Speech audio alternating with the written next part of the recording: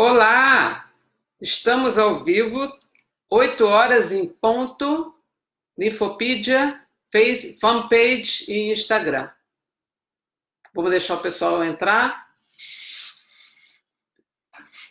Então, vamos começar, porque a pontualidade é importante. Então, me chamo Adriana Schelliger, sou hematologista e oncologista, sou editora do Instagram do Linfopedia e também na fanpage do Facebook, que estamos ao vivo tanto no Facebook quanto no Instagram. Eu estou a cada 15 dias convidando uma pessoa para fazer uma live sobre temas importantes na área de oncologia e hematologia. E hoje a minha convidada é a doutora Flávia Pinho, ela vai se apresentar já para vocês. E o tema de hoje é um tema que é muito importante na questão da nutrição, da dieta, de algumas temas relacionados à sua imunidade. Então, eu convidei a doutora Flávia Pinho, que é nutróloga, é clínica geral e faz medicina do esporte. Ela vai falar um pouquinho sobre ela. E a gente vai começar a falar em seguida sobre o que é microbiota, probiótico, prebiótico, como é que a gente pode fazer. Doutor Breno, como é que a gente pode fazer para que possa tanta informação boa trazer informações para nós médicos, pacientes, familiares, etc. Então, doutora Flávia Pinho, fala um pouquinho sobre você, para a gente entrar no nosso bate-papo. Boa noite a todos. Para mim é um prazer enorme estar aqui. Como a Adriana Schelliger falou, eu sou clínica, sou médica do esporte, tenho mestrado na área de fisiologia do exercício e sou nutróloga.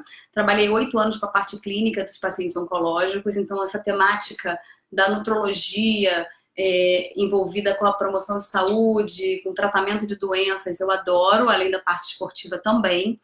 E é muito legal estar podendo falar sobre os probióticos, microbioma, porque é um assunto assim super moderno, muito estudado hoje em dia e que certamente interfere muito na prevenção, no tratamento, na prevenção de complicações, não só do paciente oncológico, do paciente com linfoma, mas como uma forma geral na saúde da família toda, Exato. Na nossa também. Claro. Então é um tema assim, que eu acho que vai despertar bastante curiosidade, vai ser muito legal conversar com vocês aqui sobre isso. Ok, então deixa eu perguntar uma coisa assim. É claro que a minha área de interesse são os pacientes com linfoma, mas o que eu queria perguntar para você é o seguinte: a gente sempre vai conversar com o médico, oncologista ou hematologista, a gente sabe que o paciente está muito preocupado com o bem-estar durante o tratamento. A gente sabe que o paciente, muitas vezes, o tratamento tem início, meio e fim, e ele tem que tentar voltar à sua rotina mais próxima do normal. E como é que a gente pode explicar isso de uma forma assim, bastante prática, que a gente pode manter uma vida saudável ao longo do tratamento, com que não haja risco para o que está se propondo a se fazer para o paciente? Então, por exemplo, existem coisas que podem, outras que não podem, durante a dieta do paciente, mas essa coisa dessa informação sobre o que é o microbioma, o microbiota, como é que isso são temas que cada vez estão mais sendo estudados e é interessante para nós médicos e para os pacientes. O que você pode falar para a gente poder explicar aqui o que é isso, o que são os probióticos, o que são os prebióticos, como é que isso pode estar sendo incluído no dia a dia de um paciente que tenha câncer, seja tumor sólido, seja um tumor como linfoma. Fala um pouquinho mais para a gente sobre isso, Flávia. Então, o microbioma é o conjunto de bactérias que vivem no corpo humano, vivem com a gente, né, em contato com o corpo humano, em simbiose, né, tem uma relação, exercem uma relação saudável, geralmente, né, quando não tem um desequilíbrio com o corpo humano. E a gente sabe que a gente tem aproximadamente o mesmo número de células bacterianas e células humanas no nosso corpo. É incrível. Então, o que a gente sabe hoje é que como essas bactérias se distribuem, como elas funcionam, interfere diretamente em diversas funções. Então, a gente tem bactérias recobrindo toda a nossa pele, a gente tem bactérias recobrindo todo o trato digestivo internamente, né? A boca, o estômago, o intestino. E a interação dessas bactérias com o nosso corpo, muitas vezes, determina estados de saúde, estados de doença, estados protetores, estados de risco.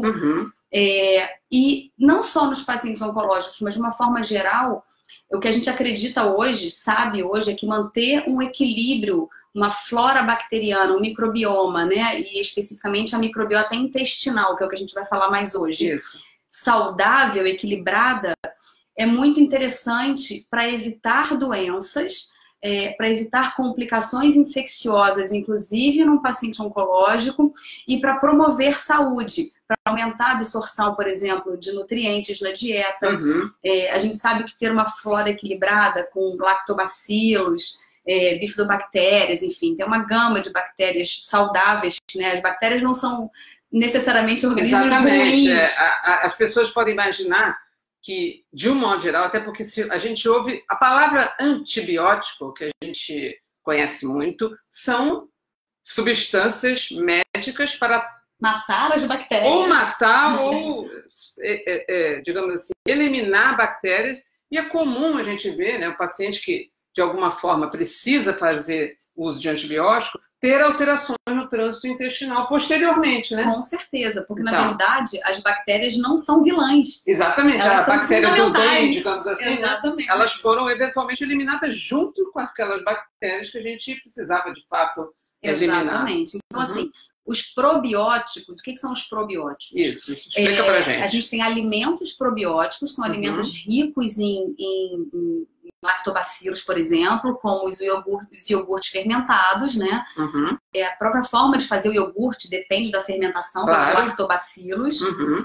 A gente tem o kefir, que é uma colônia de bactérias fermentadoras, e que a gente pode usar leite como fonte de fermentação, e eles usam a lactose, que é o carboidrato do leite, para ser fermentado por eles, e para produzir aquela forma fermentada do iogurte. A gente pode fermentar com açúcar mascavo, o carboidrato qualquer não, mas o carboidrato é o que essas bactérias usam para fermentação. E a gente tem os probióticos manipulados, né, administrados, já prontos, industriais. Assim, naturais. Não são alimentos probióticos, né? São os probióticos que a gente já tem industrialmente, os laboratórios já fazem, né, para que a gente reponha a flora. Então, por exemplo, é sempre indicado que a gente tente consumir pré-bióticos, que são fibras, né, que são carboidratos em que o intestino tem dificuldade de digerir e que ficam na luz do intestino para que essas bactérias, que são os probióticos, possam proliferar-se naturalmente.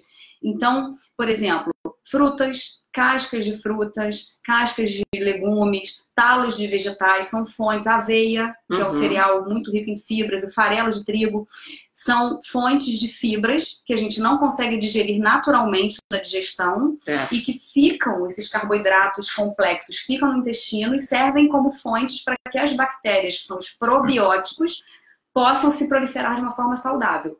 Quando a gente ou não tem uma alimentação adequada ou precisou fazer algum uso de antibiótico que vai matar as bactérias ruins, patogênicas, mas também mata as bactérias boas, e a gente precisa repor a flora de uma forma mais imediata, ou em casos, hoje como é estudado, em cólicas, bebês, aí tem diversas indicações, a gente faz os probióticos prontos, industriais, com uma forma de reposição mais imediata, para repor a flora. Por quê? Porque quando a gente tem essa flora desequilibrada, a gente, inclusive, permite que as bactérias ruins ou que fungos, por exemplo, como a cândida, que a gente também tem no corpo, proliferem-se mais e que ocupem o lugar das bactérias boas que a gente perdeu. Passam a ser patogênicas, ou seja, começam a dar doenças. Exatamente. Esse desequilíbrio entre as bactérias boas ou saudáveis e as bactérias patogênicas, em número maior, podem ser geradoras de doença. Na verdade, hoje a gente estuda até bastante a questão do equilíbrio, porque a gente também tem bactérias, digamos, patogênicas em número pequeno, algumas, né? E esse equilíbrio entre as ditas boas e as ditas ruins é o que determina a sinalização, por exemplo, a produção de algumas substâncias, de ácidos no intestino, que vão traduzir-se em mais saúde ou menos saúde. Certo. E me diz uma coisa, existe alguma diferença entre a gente usar esses probióticos naturais e os probióticos industrializados para os pacientes em tratamento de câncer? Faz alguma diferença? Você acha, por exemplo, que um paciente que está fazendo uma quimioterapia e que eventualmente a gente tem uma preocupação que aquele período mais estressante, porque ele pode ter um risco de uma diminuição dos glóbulos brancos, aumentar o risco de infecção, tem alguma recomendação de não usar ou fazer alguma orientação específica para esses pacientes nesse momento? Essa pergunta é super pertinente, na verdade é uma pergunta que mobiliza sempre a nós profissionais, porque é muito delicado esse momento. Certo. De uma forma geral, os probióticos naturais, eles são em número menor, então seriam, digamos, uma forma mais natural de você repor os probióticos. Uhum. Entretanto, quando a gente manipula eles em casa, tem que ter um cuidado muito grande com higiene. Isso. Porque muitas vezes você não tem, na verdade, a gente nunca tem o controle de quais cepas exatamente estão proliferando mais ali. Uhum. Então, que é o caso, por exemplo, do kefir. Do kefir, do kombucha, né? Então, eu estava até conversando aqui com a Adriana antes de começar o live com vocês, que eu comecei a fazer kombucha em casa e tive um problema uma semana e não consegui trocar a água. Eu brinco que é meu dinossauro. Ele proliferou tanto e eu não pude mais usar, porque eu não tinha o controle do que estava ali proliferado. Exatamente. Então, a gente tem um controle muito grande. Isso eu acho que talvez seja um ponto mais importante naquele paciente que está em quimioterapia ou que eventualmente tem um risco maior de fazer uma neutropenia, que é a baixa dos glóbulos brancos, e com isso aumentar o risco de infecção. Esse é o paciente, talvez, que a gente tenha um pouco mais de cuidado na utilização de bactérias, que a gente, como você falou, não tem controle, né? Com certeza. E até as industriais, né, as prontas, que a gente teria um controle maior de saber quantas cepas tem ali, que tipos de bactéria tem e quantos bilhões a gente imagina que tenham ali. A gente sabe, por exemplo, que no paciente, qualquer paciente melhora a barreira de proteção do intestino com o nosso corpo, na parte interna do nosso corpo. E, inclusive, em pacientes em tratamento oncológico, diminui o risco de diarreia e é bom para a imunidade. Porém, em alguns tratamentos, a imunidade cai bastante, como os neutrófilos caem. E a gente pode ter digamos, uma lesão da mucosa do intestino, mucosite. E aí, nesses casos, com essa doença já instalada, digamos, a mucosite, ou com os neutrófilos muito baixos, a gente tem um certo medo de que essas bactérias, mesmo boas, em número maior, possa causar algum dano. Então, esse é um período que realmente tem que ter um acompanhamento médico, nutricional bem próximo para saber o momento de usar e ter benefícios e o momento de temporariamente não usar. Esse acompanhamento nessas fases de tratamento, como por exemplo, pacientes transplantados em uso de imunossupressor não devem usar. Porque mesmo as que a gente acredita que sejam benéficas, com a imunidade já muito baixa, apesar de elas serem boas para a imunidade, elas podem temporariamente serem maléficas, exatamente. E me diz uma coisa em relação aos pré-bióticos, que é uma coisa que muitas vezes a gente chama a atenção do paciente, que o trânsito intestinal adequado varia conforme cada um. Cada paciente tem um fluxo, digamos assim, um ritmo intestinal diário, o outro tem um ritmo intestinal que é a cada 2 dias. Mas uma coisa que chama muita atenção é que determinados quimioterápicos podem levar ou a diarreia ou a prisão de ventre, né? Que são a constipação ou a prisão de ventre. E, ao mesmo tempo, a tentativa é que ou a gente não tenha muita diarreia, porque pode esfoliar o paciente pode desidratar. A gente sabe que tem determinados quimioterápicos que são causadores de diarreia. Por outro lado, tem medicamentos que fazem o contrário. A gente tem mais prisão de ventre. Então, na questão do pré-biótico, que a gente sabe que tem as fibras, explica um pouquinho sobre o que é fibra solúvel, fibra insolúvel, para a gente entender e como é que isso pode influenciar na hora da prescrição. O que é que você pode orientar num paciente com diarreia, que tem determinadas fibras que você pode usar, e naquele que tem prisão de ventre, que são fibras melhores para esse paciente, que isso é importante também. Então, o que são fibras? Fibras são carboidratos que a gente não consegue digerir com a nossa digestão normal. E a gente tem basicamente dois tipos de fibras: as fibras solúveis e as fibras insolúveis. As fibras solúveis são solúveis em água e as insolúveis que não se dissolvem em água. São mais as cascas, o farelo de trigo, os talos dos vegetais. Isso, por exemplo, aipo, né? Que aquela fibra, coisa, né? Muito fibrosa, exatamente. Em caso de diarreia, essas fibras de muito difícil digestão podem acabar piorando o trânsito intestinal, acentuando a diarreia. Então são as Porque folhas pode puxar mais água e ter mais diarreia. Né? Então a gente evita essas. Em compensação, as outras fibras mais solúveis, que são, por exemplo, as mucilagens, né? A aveia, tem na linhaça também, que formam aquela goma que forma-se no mingau que a gente faz e forma dentro do intestino também. Essas fibras tipo mucilagem, a inulina, são fibras solúveis, pectina, que são fibras reguladoras. Elas tanto ajudam ao paciente constipado a aumentar o volume do bolo fecal e puxar água, e inclusive melhorar as bactérias e fazer um bolo bacteriano com a fibra para melhorar o trânsito intestinal, quanto no caso da diarreia, elas ajudam a regular essa perda de água. E por isso elas são reguladoras. Você pode usar tanto num caso quanto no outro. Isso é muito importante, porque a gente, com frequência, você percebe que o doente tem um certo medo de usar fibra, porque acha que vai piorar a diarreia. Exatamente. E na realidade é entender que e tem que ser uma coisa regular, né? Não adianta tomar no momento que está constipado. O paciente, você já sabidamente, isso é uma coisa importante, quando a gente está começando a tratar aqueles pacientes com determinados quimioterápicos ou até mesmo remédios como antieméticos, né? Ondansetron, Anzentron, Ganisetron, etc. Remédio para dor, morfina, derivados de morfina, que tendem a ter mais prisão de ventre. Você já sabidamente tem que orientar aquele paciente, né, a usar fibra, aumentar a hidratação, porque não adianta também dar fibra sem água, líquido, né? Exatamente. Isso é uma coisa que a gente ouve muito, As fibras, elas não têm o poder de mexer na motilidade do intestino. Então, se você esperar ficar com o intestino preso para usar o prebiótico, usar a fibra, ela não vai ter um resultado tão eficaz. Você tem que usar regularmente para manter o trânsito intestinal. E a fibra, como eu comentei aqui, as hidrossolúveis são as mais eficientes.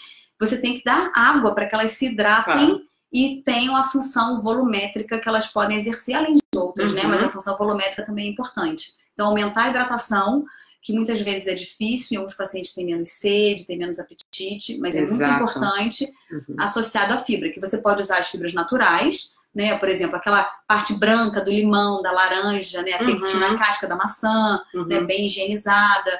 E pode usar também as fibras industriais, que são derivadas desses alimentos, né? Que a gente tem algumas marcas no mercado de planta govata, de inulina, de fibras já dos alimentos, mas já prontas, sempre com água. Eu observo que não é uma preocupação muito frequente do médico. E, eventualmente, o doente, ou ele vai tendo diarreia, e fica um momento que, às vezes, é difícil você controlar, ou ele tem constipação já prévia, que é comum muito nas mulheres, já tem depressão de ventre, e você acentuar aquela condição anterior. E uma outra coisa que a gente vê, eu já vi, e infelizmente aconteceu, o doente que tem uma pseudodiarreia, é aquele doente que tem uma constipação tamanha, um fecaloma, que ele começa a ter...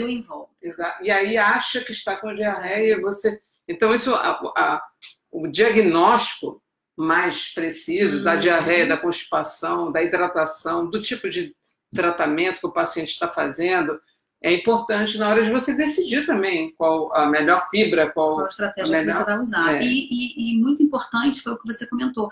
Muitas vezes a gente demora a tomar atitude, tanto o paciente a falar sobre isso, quanto o médico a ter uma postura mais preventiva em relação a isso. E, na verdade, o aumento do consumo dos probióticos, o aumento do consumo das fibras, dos prebióticos, é exatamente isso. Assim, você pode usar para tratamento específico de algumas doenças, como, por exemplo, pacientes muito alérgicos, pelo equilíbrio da imunidade intestinal, pacientes com síndrome do intestino irritável, mas você pode usar em pessoas que não têm doença nenhuma, de uma forma preventiva para equilibrar quando você acha que a flora está desequilibrada, ou por ele ter uma alimentação ruim. Hoje, infelizmente, querendo ou não, por mais que a gente busque alimentos naturais, em feira, orgânicos, a gente sabe que a gente vive num mundo contaminado por química, por industrialização, então muitas vezes as bactérias morrem mesmo, porque a gente acaba comendo uns alimentos mais processados. Então, de uma forma preventiva, é muito interessante, mesmo que naturalmente, aumentar os prebióticos e os probióticos na dieta, certamente. Eu vi que já começaram algumas perguntas interessantes. Eu estou vendo o Vitor. Vitor, tudo bom? Vitor perguntando dos benefícios dos probióticos em quem faz imunoterapia. Vamos falar um pouquinho da imunoterapia para quem está ouvindo. A imunoterapia é uma terapia que veio para ficar em oncohematologia.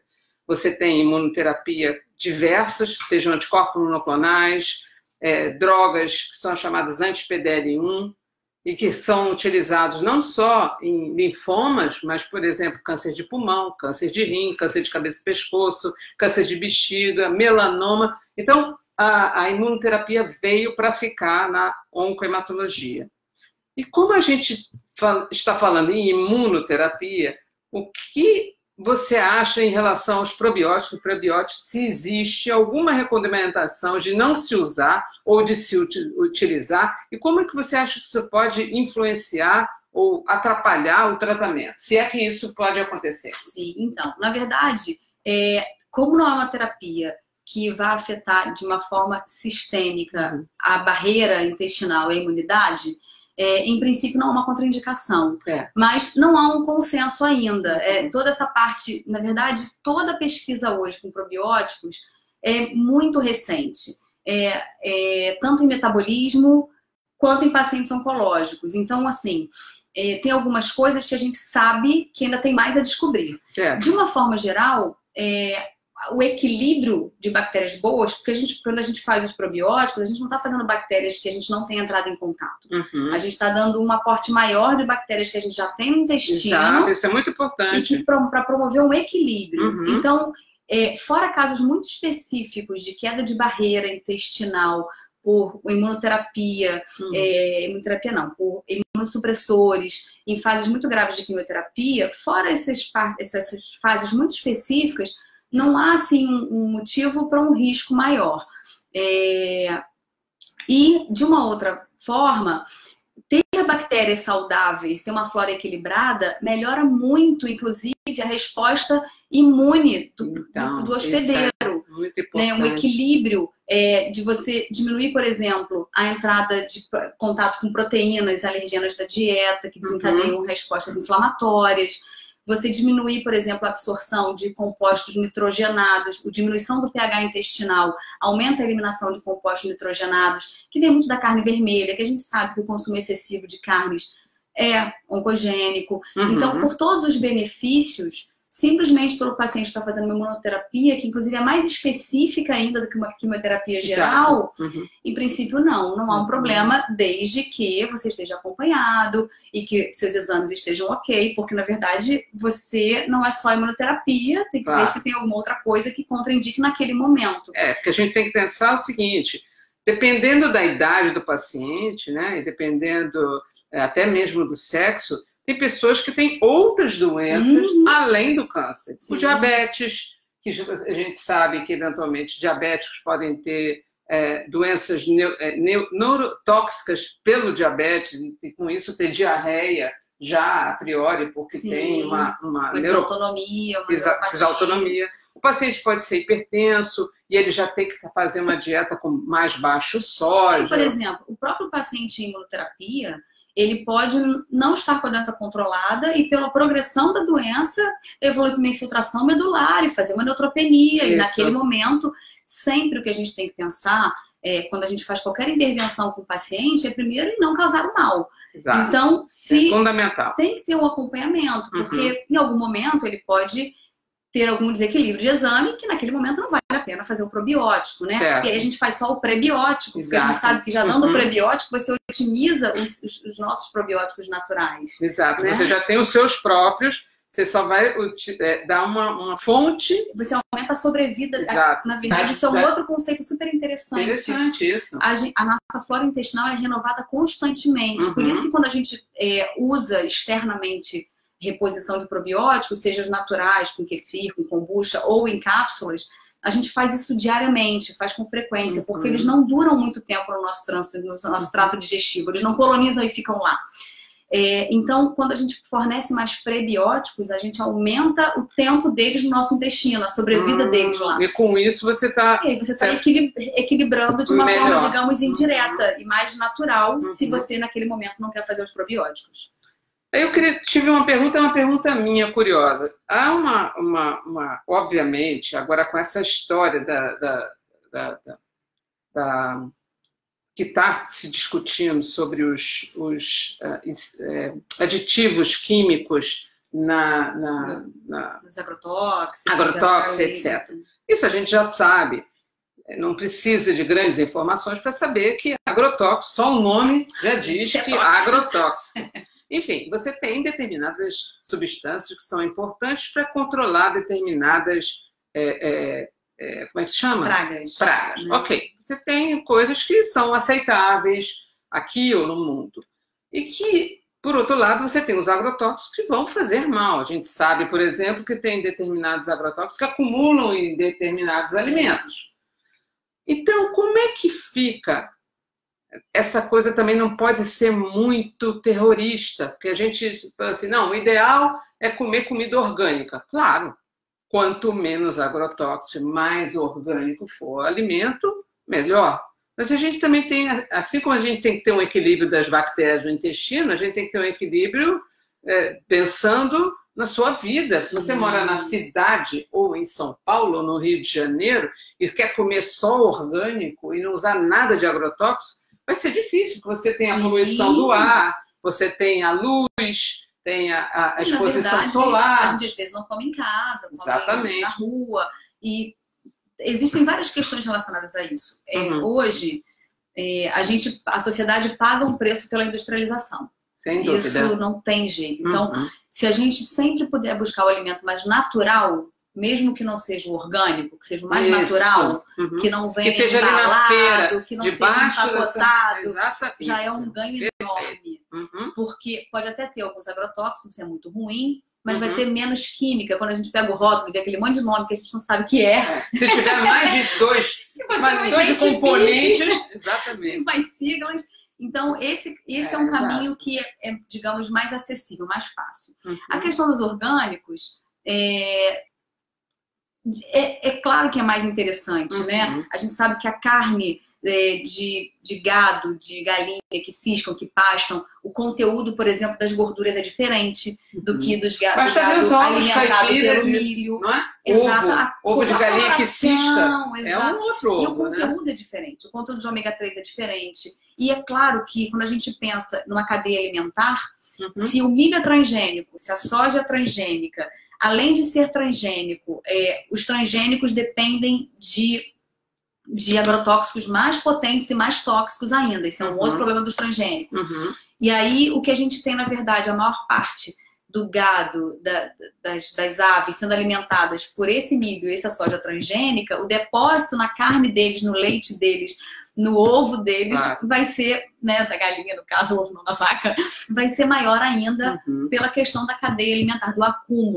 Certo. Então, é claro que se a gente puder usar um leite de uma fazenda que a gente sabe que o gado é livre, que consome pasto, um ovo orgânico e que a gente possa fazer feiras orgânicas, é ótimo. Se a gente puder fazer isso pelo menos em casa e deixar para comer os que a gente não tem controle na rua, já diminui um pouco a incidência. Com certeza. O que acaba sendo aquilo que a gente já vinha falando no início, equilíbrio. Claro, e também não adianta a gente pirar. Exatamente. E dizer que só vai consumir orgânico e só vai porque a gente não consegue controlar 100%. Com certeza. Quando a gente começa a falar em industrialização e química e o ar até é contaminado hoje, não tem jeito. Então, a gente imaginar que, por exemplo, qualquer profissional que trabalhe fora de casa, porque tem pessoas que têm home office. Se você tem um home office, trabalha em casa, ok. Consegue controlar a alimentação melhor. Perfeito. Agora, se você é médico, por exemplo, dá um exemplo. Nós duas somos médicas. Vamos passar... sei lá, Podia 2/3 do nosso dia fora de casa. Então, é claro que você vai poder levar um iogurte, que você até produziu em casa, com kefir. Eu, por exemplo, faço iogurte em casa, tento ter um controle justamente da higiene que você falou. Eu fiz tantos... Aliás, se alguém quiser, eu estou doando kefir. Eu tenho Eles muito. proliferam muito, há muitos Eu já tenho filhotes. 5 potinhos no freezer congelado. Manda aqui um direct, depois a gente combina de eu fazer uma doação, porque kefir é doado. Isso é uma outra questão que a gente depois volta no outro assunto. Mas você pode levar uma fruta, você pode levar uma salada, Sim. você pode levar... E não necessariamente ter que comer sanduíche, Sim. ou pacote de biscoitinho com aquelas conteúdos, né? Os iFoods que facilitam muito a vida, mas Exato. prejudicam a saúde. Ou mesmo se você for comer na rua, num quilo, você tem condições de comer saladas, e você tem que também conhecer bem os grãos integrais, os legumes cozidos. Olha lá, a Fátima pedindo o kefir, eu vou te dar, Fátima. Fátima é minha paciente. Minha paciente, minha fã, obrigada, querida. Depois eu vou te dar um pessoal para você. Fica tranquila. Mas tem a coisa da escolha. Tudo na vida é escolha, né? Claro, e na verdade o que eu acho que é muito interessante, assim, e muito importante, é que a gente faça boas escolhas sempre, mas são sempre escolhas daquele momento. Às vezes a boa escolha daquele momento é um legume cozido, um arroz integral, uma salada num quilo, que não vai ser orgânico, mas vai ser melhor do que pegar uma fritura, do que pegar uma carne vermelha. Com certeza. Então, eu acho que a palavra de equilíbrio, ela funciona muito bem em tudo na vida, né? Sim. Então, se você está falando de dieta, se a gente quer um equilíbrio da flora intestinal com os probióticos e prebióticos para manter a microbiota intestinal funcionando, para que a gente tenha a absorção das vitaminas, que a nossa imunidade seja perfeita, é equilíbrio, né? Nem bem uma coisa nem outra. Até porque se a gente fica muito estressado ou preocupado com alguma temática que seja, inclusive alimentar, o estresse adoece também. Exatamente. Então, o caminho não é o estresse, por isso. São boas escolhas, escolhas inteligentes, mas sem o estresse. A questão, você falou uma coisa importante sobre estresse. É uma coisa que o paciente pergunta muito para a gente. Se o estresse pode ser um fator desencadeador de doença. A gente sabe que sim, né? Hoje eu acho um grande mal, além de tudo que a gente vê, são as doenças psiquiátricas, que são induzidas ou pela vida que a gente tem, que é massacrante. É um país, a gente vive num país como o nosso, que tem tantas dificuldades e que a gente ouve hoje tantos problemas na questão política. Isso gera um nível de ansiedade muito grande nas pessoas. A gente observa isso cada vez mais. Isso, de certa forma, também traz um desequilíbrio. Com certeza. E que pode, eventualmente, sim, levar a desenvolvimento de doença. Não é o tema de hoje, mas é só para mostrar que eu acho que, assim como a gente tem o equilíbrio nas escolhas, equilíbrio na alimentação, a gente pode fazer, eventualmente, uma dieta ao longo da semana, e o fato de você, no final de semana, que tem um aniversário, comer uma fatia de bolo, também não vai morrer por causa disso. É a regularidade que é importante. Exatamente. A regularidade com a dieta, com a atividade física, com o sono. Sim, eu tenho a ideia, nessas nossas lives, eu vou provavelmente fazer uma live com uma médica que faz medicina do sono, porque o sono hoje é uma questão que tem que estar incluída como uma terapia. Hoje você tem que dormir. Hoje a gente estuda muito nessa área de estilo de vida, medicina do estilo de vida, que eu estudo muito, como o ritmo circadiano interfere nas nossas funções todas. Todas, hormonais, sim, orgânicas. metabolismo, imunidade. E ainda é interessante que o ciclo circadiano, só fugindo um pouco do nosso assunto, mas eu acho que ele faz parte, cada um tem um ciclo. Sim. Então, por exemplo, eu gosto de fazer atividade física às 6 horas da manhã. E com frequência a gente ouve, mas eu não vou acordar antes de meio-dia. Mas é porque o seu ciclo é outro. Tem pessoas que têm necessidade de 6 horas de sono, tem pessoas que têm necessidade de 8. Isso, então isso conhecer é importante. E a privação do sono, que na realidade vai trazer alguns desequilíbrios. Então, posso fazer um último comentário? Pode, claro. O último eu achei que você ia encerrar. Se alguém tiver mais alguma pergunta para fazer, vamos lá. Fizeram uma pergunta antes, quando a gente anunciou a live, que é sobre a intolerância à lactose. Então, e aí, como é um assunto muito comum hoje, isso, fundamental. Eu queria comentar. Vamos lá. Pode falar. Essas bactérias, elas são fermentadoras lácteas, né? Elas produzem o ácido lático, geralmente da lactose. É isso que ela faz, por exemplo, no iogurte, no kefir. Então, pessoas que têm intolerância à lactose, claro, uma intolerância à lactose muito grave, ela não vai usar nada que tenha lactose e nem os alimentos lactofree, tá? Porque é uma intolerância grave. Mas quem tem uma intolerância limítrofe, uma intolerância leve, o uso dos probióticos ameniza a intolerância à lactose, porque exatamente o que as bactérias fazem é quebrar a lactose que a gente, quando é intolerante, não consegue quebrar. Isso. Então, isso é um ponto interessante, assim, pessoas intolerantes devem buscar consumir mais prebióticos para aumentar o probiótico e muitas vezes usar recursos ou alimentares ou em cápsula de probióticos para amenizar a sua intolerância à lactose. É interessante. E aí eu queria aproveitar sobre a intolerância à lactose, que até alguns anos atrás, as enzimas lactase, que a gente sabe que tem industrializadas, não tinha no Brasil. Eu, por exemplo, tenho uma intolerância à lactose, não é muito grave, como você falou, ela é uma intolerância que eu consigo controlar e, eventualmente, se eu tenho algum alimento que eu estou ou comendo fora ou que eu tenho percepção que aquilo tem uma quantidade de lactose que pode me trazer mal, eu uso as enzimas. De um modo geral, eu comprava essas enzimas fora.